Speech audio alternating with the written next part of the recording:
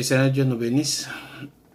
Merci encore une fois pour tous ceux qui nous sont fidèles, ceux qui nous donnent leur confiance et qui ont accepté à ce que par nous, leur foi soit taillée et formée. Nous bénissons le Seigneur pour vous tous et nous vous en sommes énormément reconnaissants. Pour tous ceux qui nous suivent sur Facebook, nous avons été dans l'incapacité aujourd'hui de nous retrouver en ligne parce qu'il y a eu des gens mal intentionnés qui ont piraté notre page Facebook et ils ont publié des messages inappropriés et nous nous excusons parce que ces messages vous sont parvenus et cela ne vient nullement de nous. Alors, comme nous vous avions promis qu'aujourd'hui on devrait prendre la deuxième partie du message sur le ciel balayé, et voilà que nous sommes là pour cela, et par la grâce du Seigneur notre Dieu qui nous protège tous de ces vents qui soufflent partout dans le monde où les anges souffrent du coronavirus. Et nous bénissons ce Seigneur-là qui vous a gardé et qui nous a gardé, qui nous a donné le souffle de vie. Continuez toujours à vous protéger en suivant les règles et les normes que les médecins nous ont données. La foi ne va pas à l'opposition de la science quelque part. Et nous nous opposons à la science quand la science s'oppose à la parole de Dieu. Mais tel qu'il n'en est pas le cas, nous sommes obligés de réfléchir et de suivre les instructions des médecins. Lavez-vous les mains plusieurs fois comme demandé et toujours vos nez couverts et gardez la distance à des 2 mètres ou 1 mètre pour vous continuer à vous protéger de cette manière-là. Ça serait bien pour nous tous. Nous allons prier afin que nous commencions notre enseignement. L'Éternel, notre Dieu, nous bénissons notre temps dans ce site de YouTube. Nous bénissons tout le peuple de loin, de près, qui nous suivent, ceux qui nous connaissent ou ne nous connaissent pas. Tous ceux qui traversent des problèmes, des difficultés. Tous ceux qui ont besoin d'avoir en eux la foi. Tous ceux qui ont besoin de bâtir leur vie sur toi et sur ta personne. Nous les bénissons. Partout où ils sont, nous les bénissons. Quelles que soient leurs difficultés, nous les bénissons. Quels que soient les problèmes qu'ils passent, nous les bénissons. Nous prions, Seigneur, que ta main énorme nous soit favorable et que ce moment nous soit béni. Accorde-nous ta grâce et accorde-nous ta présence. Dans le puissant, glorieux nom du Seigneur Jésus-Christ, qui est ton Fils et notre Sauveur, nous avons prié. Amen. Merci encore une fois, bien-aimés. Là où nous nous sommes arrêtés la fois dernière, nous avons dit et nous avons expliqué qu'il existait 3 types de ciel. Le premier, le deuxième et le troisième, selon que l'apôtre Paul nous le dit dans 1 Corinthiens chapitre 12, il nous révèle qu'il a été, vous pouvez lire le verset à partir du verset 2e, il dit qu'il connaissait un homme qui a été enlevé jusqu'au 3e ciel dans le paradis. Donc nous avons compris que le 3e ciel du paradis se référait au domaine de Dieu et au ciel de Dieu. Voilà pourquoi j'aimerais ici expliquer un élément, frère bien-aimé. L'apôtre Paul n'a pas dit « je suis allé au 3e ciel », mais il a dit « je fus enlevé ». Et il ne faut pas oublier cela. Dans le domaine de l'homme, tel que nous sommes là comme humains, nous pouvons aller en extase. Tel que la Bible nous dit dans les épîtres, dans l'épître des actes des apôtres, dans les actes des apôtres plutôt, vous verrez Pierre qui fit en extase. C'est que ce sont des éléments, ce sont des choses qui se reproduisent dans la vie des enfants de Dieu sans ton commande en toi. Ça veut dire quoi? Ces choses se réalisent sans que ton vouloir puisse faire quelque chose dans cela. Donc nous subissons une volonté directe de Dieu qui vient toucher notre âme dans son profondeur et nous amène quelque part, nous révèle les choses et nous fait revenir. C'est la partie spirituelle de l'homme qui existe, mais que nous n'avons pas le contrôle. Ça, il faudrait en être sûr. Nous existons spirituellement, mais notre existence spirituellement dépend de la volonté de Dieu. C'est-à-dire que c'est Dieu qui commande notre être au niveau de l'esprit, mais notre esprit à nous peuvent avoir du maîtrise sur nous-mêmes avec la conscience et tout le reste quand nous sommes dans un corps physique. Alors, il n'y a personne qui peut venir vous dire « j'étais sorti du corps ». Quand l'homme sort de son corps par son propre gré, ça c'est plus Dieu, ça se devient quelque chose d'autre. Ça se devient du sciences occultes. C'est pourquoi avec la Bible, vous ne trouverez pas le terme voyage astral. Parce que voyager voudrait dire, c'est un homme qui quitte son corps avec sa volonté, il va quelque part. Je sais qu'il y a des gens qui en ont la maîtrise et qui en expliquent. Moi, je ne suis pas dans l'occultisme, ni un homme qui a été ou qui a des bases arrière des sciences occultes. Moi, je suis un chrétien, je parle de la manière de la Bible. L'apôtre Paul Paul dit, je fus enlevé. C'est-à-dire si quelqu'un sort de son corps, il lui fait un voyage quelque part dans sa volonté et il y revient dans son corps, que cet homme-là ne vous trompe pas pour vous dire,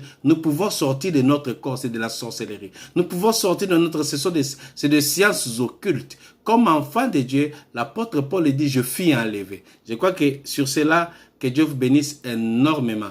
Donc, nous savons que le troisième ciel appartient à Dieu, mais c'est par contre le second ciel, c'est là où les puissances de l'air ont fait leur royaume. La Bible dit, au premier temps, quand le diable s'est rébellé contre Dieu, il lui fit chasser du ciel. Quand on dit il lui fit chasser du ciel, il a été chassé de quel ciel? Du troisième ciel. Du domaine de Dieu, le diable ne devait plus être là, il a été précipité. Mais il pouvait aussi pas tomber sur terre, parce que le premier ciel était sous le contrôle de l'homme. Le ciel que nous appelons étendu, qui va jusqu'aux galaxies, là où il y a le monde matériel, où il y a l'accès facile de l'homme, l'homme peut y aller et il peut en sortir. Voilà pourquoi, frère bien-aimé, dans ce niveau-là du deuxième ciel, c'est là que le diable a fait son royaume. Et ici, c'est le livre de Daniel. Daniel dit que nous avions lu le verset 13 qui nous révèle cela en disant, le bien-aimé Daniel il dirait que l'ange Gabriel, quand il est venu vers lui, il lui dira, le jour que tu as conçu l'idée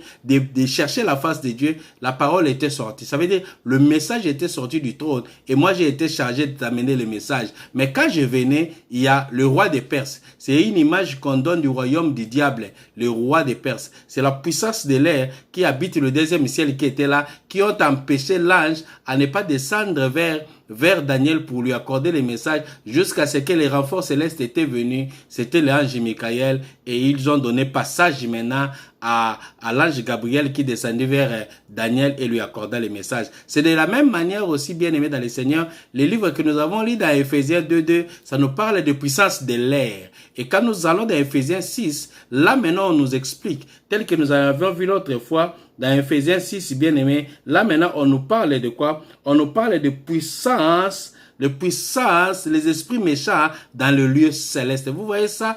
Qu'il y a des esprits méchants qui ont fait leur siège dans le lieu céleste. Et ces puissances-là qui occupent le deuxième ciel, ils peuvent aussi avoir de l'influence sur le premier ciel de l'homme et sur la terre aussi. Pourquoi? Parce que l'homme lui-même en péchant, il a ouvert la porte à ses esprits parce que quand il fut séduit par le diable, il a laissé les accès de différentes formes des esprits maintenant qui peuvent faire des descentes sur terre et remonter. Que le Seigneur vous bénisse énormément.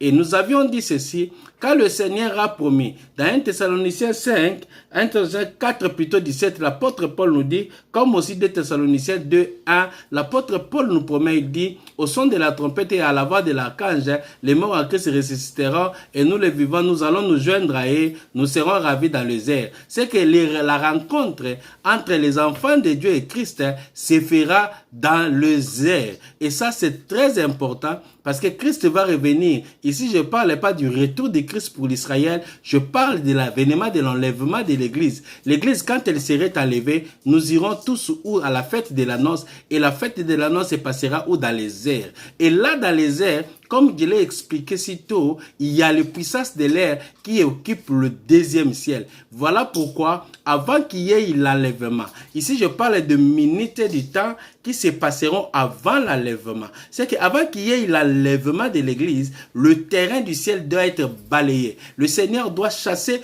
toute la puissance de l'air qui habite le deuxième ciel, qui pollue le deuxième ciel. Oh frères bien-aimés, si vous devez voir aujourd'hui comment les airs de la terre sont remplis de péchés. Voilà tout ce que nous avons comme internet et tout cela qui passe dans les airs et remplissent le monde du mal. Aujourd'hui, quand nous étions enfants, on était obligé, frères bien-aimés, si on veut aller voir des films de la nudité, il fallait que vous quittiez la maison, vous allez dans les cinémas. Et là, dans les cinémas, on exigeait l'âge. Quand vous arrivez, on dit non, pas de moins de 18 ans, pas moins de 21 ans. Mais aujourd'hui, avec le téléphone seulement, vous avez accès à la nudité et des milliers de cela. Même les chrétiens se livrent dans la nudité au niveau du téléphone avec les réseaux sociaux que nous avons. Et tout cela, c'est quoi? Ça se passe au niveau des airs. Voilà pourquoi au-dessus de nos frères, nous nous sommes formés une couche du mal, une couche ténébreuse, une couche du péché, frère, qui font que la terre, quand vous devez en regarder de la vision céleste, vous trouvez une globe remplie d'une couleur, d'une épaisse noire, des ténèbres qui remplissent la terre. Pourquoi? Parce que les hommes en ont pollué par les péchés. Et le Seigneur Dieu, quand il va venir, il commence d'abord par balayer tout cela. Nous savons que la sainteté de Dieu, la présence de Dieu, avec toute la lueur de la gloire du Seigneur qui accompagne sa personne, quand il vient quelque part, ces couches, ces ténèbres du péché disparaîtront. Et avant cela, frère bien-aimé, il faudrait que le deuxième ciel soit balayé, soit réellement balayé, que toutes les puissances de l'air qui sont là, qu'ils soient chassées. Maintenant, c'est là où nous descendons dans Apocalypse chapitre 12, le verset 12, Apocalypse 12, le verset 7 à 12, là où on dit qu'il y a une guerre dans le ciel. C'est la deuxième maintenant, parce qu'au troisième ciel, il fut chassé. Dieu maintenant, quand il veut venir prendre son église, il doit les chasser là, dans le deuxième ciel, là où ils ont fait leur siège, là où on l'appelle du monde des ténèbres, là où les puissances de l'air, le puissance, les esprits méchants ont fait leur siège et là ils seront aussi chassés de cet espace-là. Et c'est de là que l'ange qui était là, il a crié, il dit, malheur à la terre et à la mer, car le diable est descendu vers vous, animé d'une grande colère, sachant qu'il a peu de temps. Malheur à la terre et à la mer. Parce qu'aujourd'hui, les esprits mauvais, bien qu'ils habitent la terre, bien qu'ils habitent les eaux, mais leur siège, c'est dans les airs. Maintenant, en ce moment-là, quand ils seront chassés du ciel, alors ils vont tous descendre sur la terre. Voilà pourquoi l'ange, quand il a vu cela, il s'est crié, il dit, oh, malheur à la terre et à la mer. Pourquoi il dit malheur à la terre et à la mer? Mes frères bien-aimés, j'aimerais que là où vous êtes, vous devez vous dire quelque chose en vous-même. Comment est votre vie? Vous devez vous interpeller quelque part. Comment est votre marche? Quel que soit le niveau de la gloire que vous avez, le matériel que vous avez, les voitures que vous avez, les maisons que vous avez, votre manière de vivre et tout ce qui vous entoure, demandez-vous. Comment serait le temps à cette époque-là? Si un ange crie aux humains, il dit malheur à la terre. Oh frère, le corona c'est rien.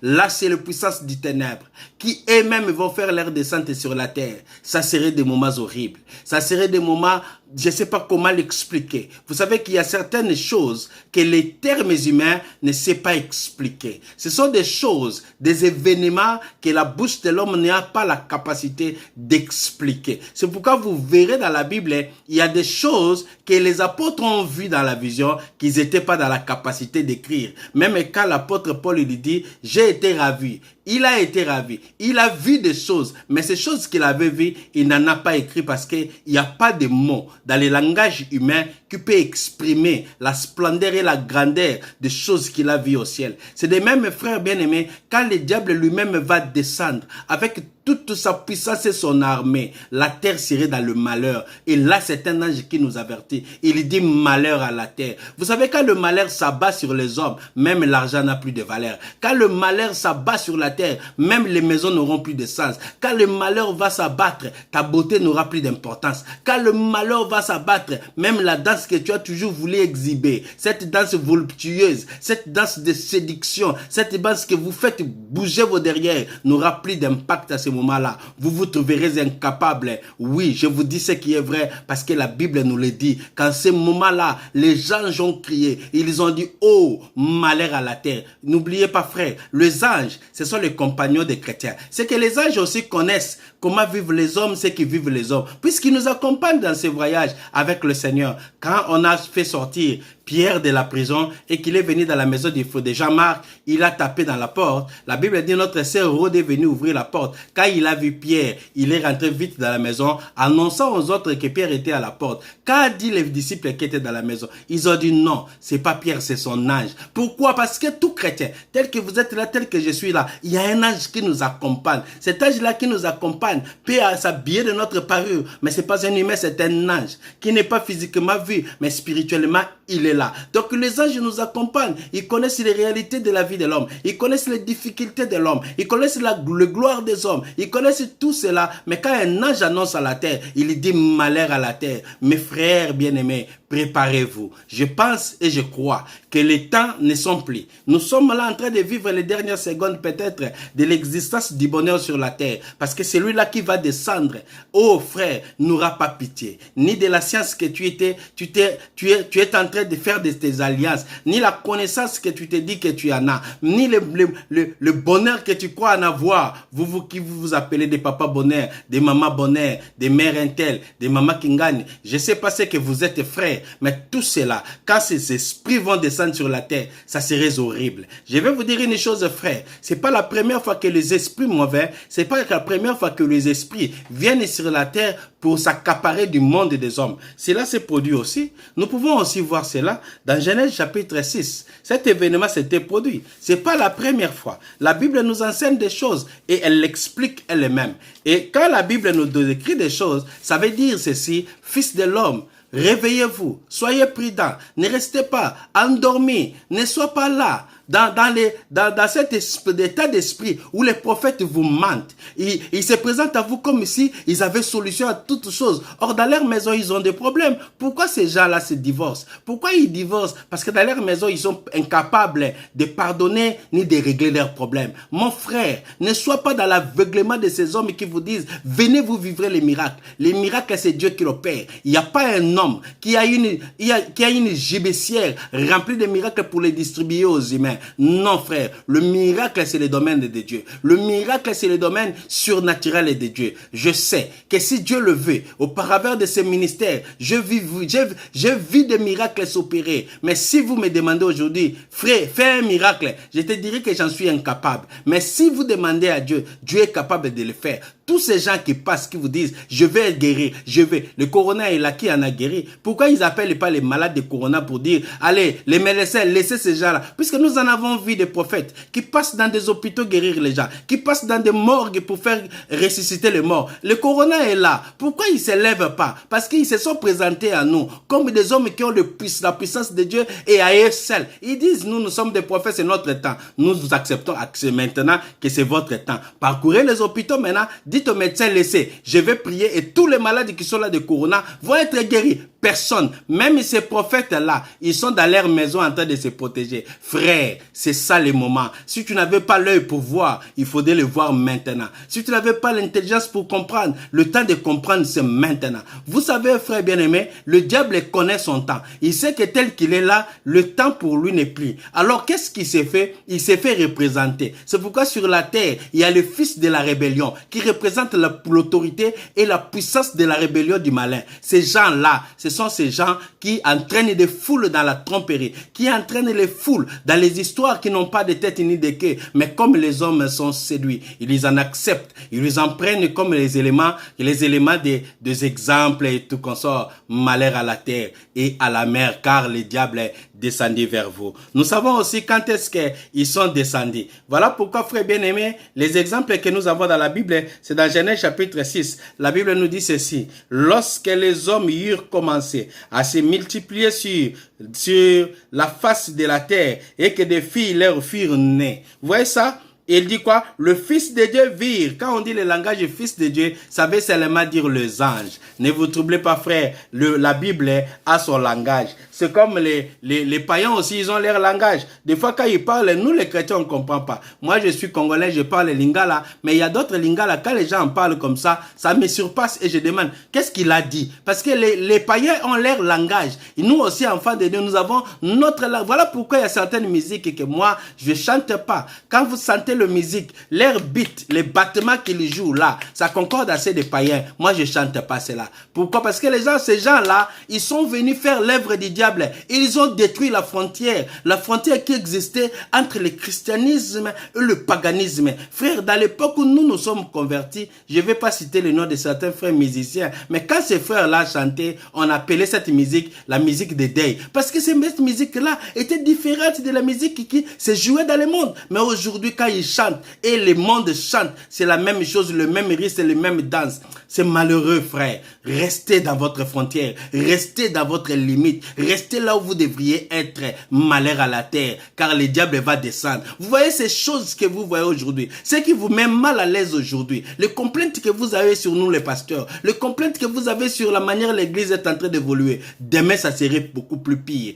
Alors, commencez par prendre votre foi et enlever la foi, que votre foi ne soit pas focalisée sur les humains, que votre foi ne soit pas branchée sur les hommes, que votre foi réellement, frère, ça soit fixé sur la parole de Dieu et sur le Seigneur seul, qui a le pouvoir de sauver les morts comme les vivants, qui a le pouvoir de donner la vie même à ceux qui en ont perdu, qui a le pouvoir de faire sortir un homme du péché et lui donner la vie. Que le Seigneur Dieu vous bénisse énormément. La Bible dit dans Genèse 6, lorsque les hommes irent, comme je l'ai dit, le verset 2, le Fils de Dieu vit que les filles des hommes étaient belles et ils en prirent pour femmes parmi toutes celles qu'il choisit. Vous voyez cela et nous allons lire le verset Jude pour compléter cela, pour que vous ayez la pensée claire. Puisque la Bible, quand vous voulez en interpréter, c'est pas votre intelligence. N'allez pas nous amener l'encyclopédie ancienne. Quand vous voulez interpréter la Bible, chers prédicateurs, prenez la Bible et faites parler la Bible. Ne prenez pas la Bible en mettant ça, l'intelligence d'un homme, tellement qu'il avait beaucoup étudié, et vous nous direz, vous savez, l'encyclopédie un tel, les livres anciens un tel, dans la mythologie un tel. Nous ne sommes pas dans la mythologie. Nous sommes dans la parole de Dieu qui s'interprète par elle-même. Jude nous dit quoi, frère bien-aimé? Parce que là, c'est très important. Nous devons savoir, frère bien-aimé, que c'est très important, parce que les choses de Dieu ne s'interprètent pas à la manière dont nous pensons, mais Dieu lui-même nous donne toujours la pensée et l'intelligence de ce qui se passe. Je vais lire ici, je crois, 2 ou 3 versets pour vous donner certainement une certaine pensée correcte. Ne vous troublez pas, nous allons y être, frère. Nous prenons le 2e verset, puis nous allons descendre sur Jude. Qu'est-ce que la Bible dit, frère bien-aimé? Dans le livre de Luc. Prenons un peu Luc, frère. Prenons encore Luc et on va descendre sur Jude pour terminer. Et quand on touchera Jude, les choses vont devenir encore beaucoup plus claires. Luc chapitre 17, le verset 26. Luc 17, le verset 26. Et nous descendons. Qu'est-ce que dit la Bible, frère? Ce qui arriva du temps de Noé arrivera de même au jour du Fils de l'homme. Retenez cela, du temps de Noé. Et dans Genèse 6, quand les fils des hommes ont trouvé que le Fils de Dieu ou les anges ont trouvé que les filles des hommes étaient devenues belles, ils sont descendus. Ce sont ces gens-là qui sont descendus. Ils ont donné naissance aux géants. Les géants, c'était quoi? Les géants, c'était des hommes qui étaient à la fois, qui avaient une nature des anges et la nature des hommes. C'était des géants de cette époque-là. Ça, il faudrait aussi retenir cela parce que c'est très important. Maintenant, ici, Jésus lui-même, il nous dit, comme signe de l'enlèvement. Et ici, il faut retenir très bien et faire attention. Il dit, ce qui arriva du temps de Noé arrivera de même au jour du Fils de l'homme. Les hommes mangeaient, buvaient, se mariaient et mariaient leurs enfants jusqu'au jour où Noé entra dans l'arche, les déluges vinrent et le fit tous périr. Ce qui arriva du temps de Lot arrivera pareillement. Les hommes mangeaient, buvaient, achetaient, vendaient, plantaient, bâtissaient. Mais le jour où Lot sortit de Sodome, il n'y eut plus de feu et de soufre tomba du ciel et le fit tous périr. Le verset 30 nous dit maintenant, il en sera de même le jour où le Fils de l'homme paraîtra. En ce jour-là. Vous voyez ça? Je m'arrête là parce que ce qui suit là, c'est le passage qui se réfère plus à ceux d'Israël. Et ça, c'est très important. Nous allons lire le verset que je vous avais promis maintenant dans Jude chapitre 6. Jude n'a qu'un seul chapitre, le verset 6. La Bible dit quoi? Qu'il a réservé. Vous voyez ça? Qu'il a réservé pour le jugement du grand jour, enchaînés éternellement par les ténèbres, les anges qui n'ont pas gardé leur dignité, mais qui ont abandonné leur propre demeure. Quand on parle de demeure et que nous allons vers l'apôtre Paul, il dit car nous avons un autre demeure spirituelle. Même ici, quand ce corps se détruirait, nous avons un autre demeure. Dans la Bible, quand il parle de demeure, ça parle aussi du corps. Parce que le corps humain, c'est le demeure de notre âme et de notre esprit. De même aussi les anges, ils ont leur corps à eux spirituel, qui n'ont pas respecté au temps de Lot. Les anges ont abandonné le corps des anges qu'ils avaient, ils ont pris un corps humain Pourquoi? Parce que ces anges-là, ils étaient animés, ils sont tombés dans la convoitise. Ils ont aimé les filles des hommes. Ils sont venus. C'est que, frères bien-aimés, les êtres surnaturels, habiter sur la terre, prendre la forme des hommes, ça n'a pas commencé. Ça ne commencera pas à cette époque-là, parce que nous en avons l'image. Au temps de Noé, les anges aussi, ils sont descendus. Et les hommes qui les voyaient, ils ne savaient pas que c'était des anges. Ils ont vu des hommes super intelligents. Ils ont vu des hommes super beaux. Ils ont vu des hommes réellement parfaits. Ils avaient ce qu'il fallait à cette époque-là, et c'est ce qui les a servi, de séduire les filles des hommes. Et quand ils en ont séduit, ils en ont donné naissance maintenant à une race. Cette race-là que Dieu n'a pas voulu laisser sur la terre, la race des géants. Ces hommes-là, la Bible dit, ils ont fait rage à l'époque de l'Antiquité. Et que pour Dieu puisse les finir avec cette race-là, la pluie était tombée. Et la Bible dit quoi? Le monde fut corrompu. Pour vous dire quoi, frère? Ces anges-là, quand ils sont venus, ils ont pris les filles des hommes. Ils ont donné naissance à une créature. Cette créature-là, tellement qu'ils avaient de la supériorité sur la créature naturelle des hommes. Ces hommes-là, ils ont commencé à diriger toutes choses. Mais ils avaient la supériorité. Mais non sur la race pire. La race de Noé, qui sont descendus de Métuchéla, qui sont descendus de Lémec, qui sont descendus de Seth. Ces gens-là, cette race-là, qui était pire. La race d'Abel, cela n'a pas été touché. Pourquoi? Parce qu'ils avaient un esprit aîné, l'esprit supérieur de discernement, pour savoir que malgré il y a telle chose de séduction, mais quelque part ça n'allait pas. Maintenant, ces hommes-là, quand ils ont envahi la terre, oh frère, c'était le péché. Et quel type de péché? Voilà pourquoi le Seigneur Jésus nous ramène à cette époque-là. Il nous dit, ce qui arriva du temps de Noé, c'est un rappel. Maintenant, l'homme d'aujourd'hui, quand il veut comprendre les choses, il doit interroger le temps. Maintenant, quand vous interrogez le temps, demandez le temps de Noé. Demandez qu'est-ce qui s'était passé. À l'époque de Noé, c'était ça le problème. Les êtres surnaturels étaient venus se marier aux hommes naturels et ils ont donné naissance à des races. Et cette race-là, c'est celle-là qui a guidé le monde. Gloire à Dieu. Je sais que tu es béni là où tu es. Si tu ne t'es pas converti, décide-toi aujourd'hui. Si tu n'as pas le Seigneur dans ta vie, parce que tu as vu un mal qu'un pasteur a fait, parce que tu avais vu les gens qui ne se sont pas convertis, qui se sont retrouvés à l'église, qui se sont dit chrétiens, avec ce qu'ils ont été, je sais, je ne dirai pas que non, l'église est propre. Non, l'église du Seigneur est propre, mais l'église comme église est souillée, puisque nous avons été mélangés par la race des rébellions. Ces hommes-là sont venus, ils ont suivi l'église. Mais toi, tu ne te présenteras pas devant Dieu pour donner ces astuces, dire, Seigneur, si je suis comme ça, c'est parce que je vis un pasteur, c'est mal conduit. Même si tu as été concubine d'un pasteur, frère, c'est que dans ta vie, tu t'es retrouvé à un endroit où il ne fallait pas. Et tu as rencontré un homme qui n'était pas ce qu'il déclarait être. Je compatis avec toi, mais tu cours un danger. Ton âme est en train d'être perdue. Tu es dans une pente mauvaise. Relève-toi. Il n'y a pas un pasteur qui a une porte du ciel qui l'ouvrira pour toi. Seule la conversion à la nouvelle naissance. C'est ce que la Bible dit, car Dieu a tant aimé le monde qu'il a donné son Fils unique. Afin que quiconque croit en lui ne périsse point, mais qu'il ait la vie éternelle. Le mal, il y en aura. Ce que nous voyons ici, aujourd'hui, les femmes presque dénudées. Ils marchent aujourd'hui. Vous remarquerez, il y a la beauté. Avec toutes ces histoires qui existent aujourd'hui, des maquillages et tout qu'on sort. Je ne suis pas contre ceux qui se maquillent. Il y a ceux qui mettent des perruques et tout cela. Et quand ils sont sous ces maquillages et sous ces perruques, ils sont méconnaissables. Même leurs mamans, ceux qui les ont mis au monde, s'ils les voient pour la première fois de cette façon-là, ils seront eux-mêmes étonnés. Nous en avons les exemples sur vos téléphones. Vous voyez les gens qui nous enseignent sur le maquillage, comment ils se métamorphosent. Et quand ils mettent toutes ces couleurs qui se mettent là, ça devient comme des jolies filles, pratiquement incomparables à l'original qui était avant le maquillage. Ça ne doit pas nous étonner. Parce qu'avant l'enlèvement, nous devons vivre l'âge de la beauté, où les filles des hommes doivent devenir belles. Ce n'est pas moi, frère. C'est ce que la Bible m'a dit. Je ne vous fais qu'interpréter la Bible. C'est cela l'époque. C'est cela les temps. Les filles des hommes vont devenir belles. La beauté va prendre encore de l'ampleur. Vous voyez tous ces ongles-là, des fausses ongles que les filles mettent aujourd'hui. À l'époque où nous on grandissait, quand vous voyez quelqu'un avec des ongles comme cela, c'était l'image des démons. On criait, des fois on dormait pas la nuit. Mais aujourd'hui, tout le monde appelle cela beauté. Et je me dis, oh, les époques changent. En réalité, c'est pas que les époques qui changent, c'est la vitesse dont le diable maintenant est en train de travailler. Le terrain est en train de se préparer pour que quand les démons vont descendre, vous ne serez pas étonnés. Pourquoi? Parce qu'ils ont pris leur façon de faire, leur façon d'agir, ils en ont donné au Fils des hommes. Et le Fils des hommes aujourd'hui, le Fils des hommes aujourd'hui commence à refléter exactement la pensée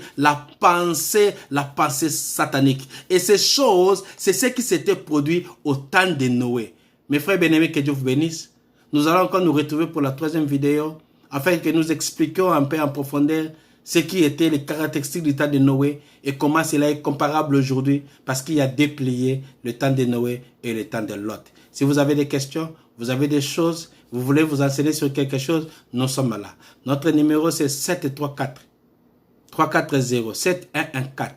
C'est que comme nous sommes aux États-Unis, vous commencez par +1 734 340 7114. Vous pouvez nous contacter par WhatsApp. Vous pouvez aussi nous écrire sur commentaire. Vous avez une question, nous reviendrons, nous répondrons à cela. Que Dieu vous bénisse énormément là où vous êtes. Merci d'avoir donné de votre temps pour nous suivre. Que Dieu vous bénisse. J'ai pris pour tous ceux qui ont des problèmes, ceux qui ont des maladies, ceux qui vivent des moments difficiles, qui ne dorment pas, ceux qui ont des maris de nuit, ceux qui se demandent, qui se posent des questions. Que le Seigneur te voie là où tu es, qu'il te bénisse, qu'il t'assiste dans ton problème, qu'il t'assiste dans ta réalité. Que le Seigneur notre Dieu qui nous a envoyés dans ce ministère bénisse votre personne et qu'il te bénisse là où tu es, toi qui as pris décision de changer ta vie. Au nom du Seigneur Jésus-Christ. Amen. Merci.